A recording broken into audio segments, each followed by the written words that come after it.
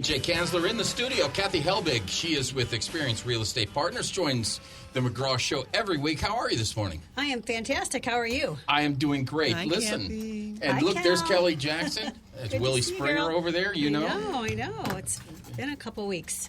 So one of the things that seems to be on the news and on the radio a lot lately is inventory. Really? Right? No. Yeah. Okay. I'm like, wait, really? Everybody lying to me? Shocking. Wait a minute. I thought you could say apparently we're- inflation. yeah. I was like, well, that one too, yeah. Apparently, we're millions of units short across the Yes. country. In fact, they had a thing today, rent in Manhattan. Yes. $5,000 a month is Yes. where we're at. I think the national average on rent is like it's up 5.6% or something like that. So In your business, here in St. Louis locally, what does the Yes. inventory look like? Because I know my niece keeps being outbid every single time. yeah, well, the inventory actually, we're probably at about, I don't know, not quite half of what we were seeing pre-pandemic this time of the year. Summer is usually when you have the most inventory. June and July. This week we saw in the snapshot that I take a look at every single week is kind of like the St. Charles, St. Louis, Lincoln, Washington, the surrounding St. Louis metro areas.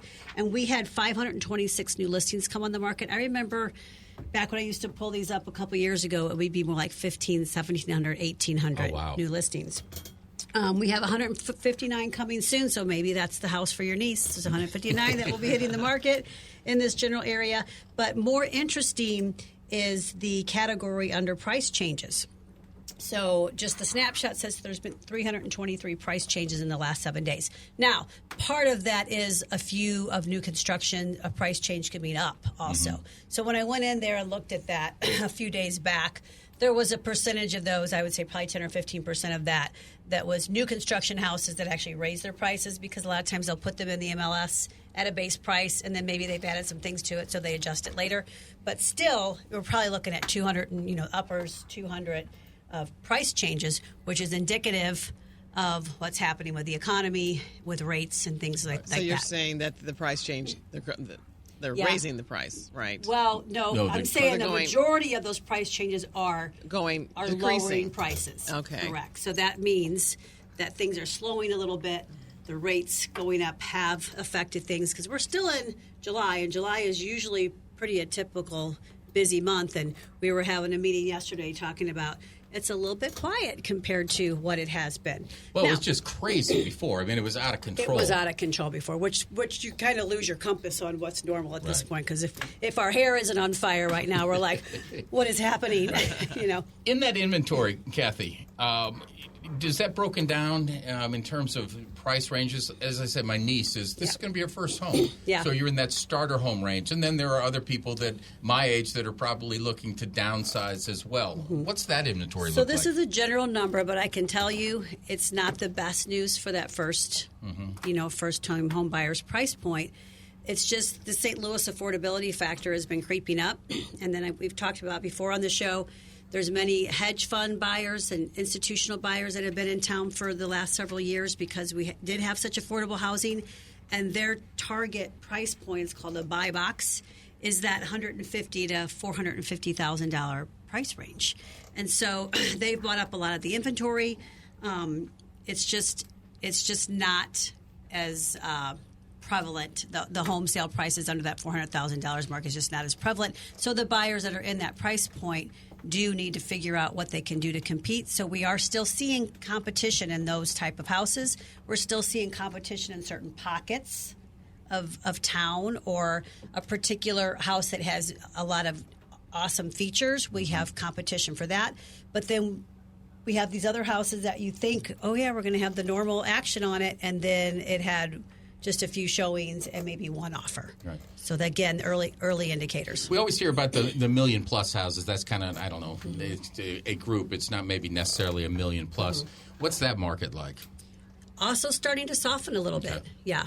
But there's definitely more homes available, usually in that price point. It's that under 400, and then even that middle tier price point was real challenging, because a lot of times the people that are in that 400 to 800 price point, they have a house to sell and a house to buy. So then it's like, I don't want to sell my house until I know if I can buy a house. I don't want to be without a house. So then they get locked up. So then that inventory gets locked up, and then we just keep perpetuating the problem. Well, give us some hints. I mean, you are the expert. You are the pro. How do we navigate through this? You have some advice for folks? Yeah, definitely make sure understand all your financing options. There's some amazing programs out there right now. I know our lender partner, has a cash advantage program. So if your niece can't go in with a non-contingent offer or a cash offer, you can hook up with some of these great lenders in town that they'll do a full underwriting of that buyer, and then give a guarantee to the seller that if anything goes sideways, that they will pay the seller $5,000-$10,000. There's those programs out there, so that's really interesting to the seller. They like that. And then there's also another program where basically they guarantee that buyer, so then you can go in as a cash offer or as a non-contingent offer, I should say, because if you go through their program, they feel comfortable enough with you to say, we'll put our money behind you. If something gets delayed or something happens, we'll close for you with the cash. And so the mortgage company will close. Now, if you take advantage of it, you will owe them whatever the cost of that program is, which isn't that much. And you're only paying them if they have to step in and close for you. So it allows you to negotiate and get your foot in the door when you've been losing out to all these other people that maybe had a cash or were comfortable enough going in with non-financing deals. So it gives people that don't have the financial wherewithal a little bit of fighting ability to go in and win some of these offers. So you might have her check something like that out. Absolutely. Anything else? Anything that, in terms of if I'm a seller, it's not the crazy market anymore, what should I be doing?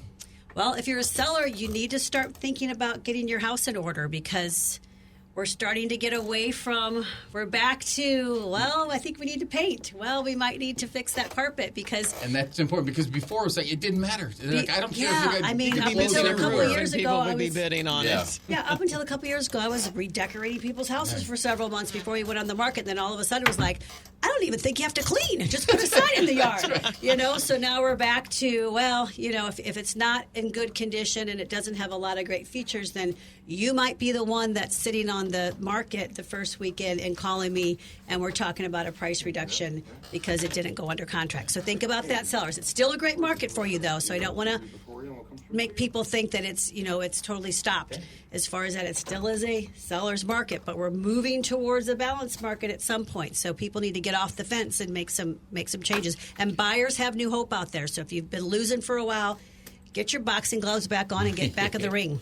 How can they find you, Kathy Helbig, and your group for help? You can find us at our website at experience-re.com, or our office number is 314-276-SOLD. That's 314-276-7653. We'd love to help anybody out there. Also, all realtors listening, we've got a great realtor event that is happening tomorrow. So hit up our webpage or reach out to me directly for the information. We've got some amazing people coming in from out of town to talk about their experience with what's happening in the market in their place and what we can do to get ready for the shift. So check it out tomorrow. Thank you so much. Kathy Helbig. There you go. Thank you.